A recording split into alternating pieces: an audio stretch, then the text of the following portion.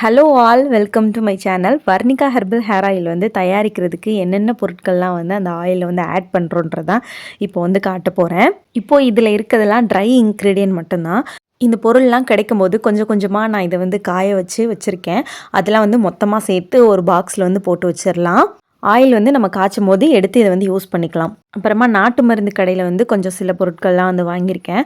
அப்புறம் ஆயில் செய்கிறதுக்கு அன்னைக்கு வந்து நம்ம ஃப்ரெஷ் ஹெர்ப்ஸ்லாம் வந்து பிடுங்கிட்டு வந்து அதை அரைச்சிட்டு அப்படியே பேஸ்ட் பதத்தில் நம்ம சேர்த்துக்கலாம். நம்ம காய வச்சுருக்க பொருள் என்னென்னா ஆவாரம்பூ, செம்பருத்தி பூ, மகிழம்பூ, ரோஸ் பெட்டல்ஸ், அப்புறம் வந்து செம்பருத்தி இலை, ஆவாரம்பூ இலை, கருவேப்பிள்ளை, கரிசலாங்கண்ணி இதெல்லாம் வந்து காய வச்சுருக்கேன். கார்போகரிசி, கருஞ்சீரகம், வெட்டிவேர், வேம்பாளம்பட்டை, வெந்தயம், ஜடாமன்சி, ரோஸ் பெட்டல்ஸ் இதெல்லாம் வந்து வெளியிலேருந்து நம்ம வாங்கிக்கலாம்.